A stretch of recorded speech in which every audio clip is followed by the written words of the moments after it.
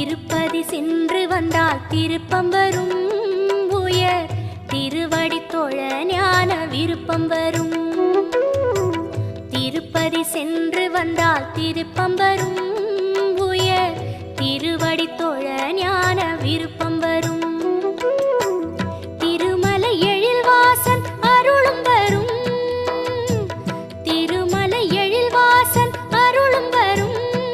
அந்த திருவளர்பதம் காண பொருளும் வரும், அந்த திருவளர்பதம் காண பொருளும் வரும். திருப்பதி சென்று வந்தால் திருப்பம் வரும், உயர் திருவடி தொழ ஞான விருப்பம் வரும்.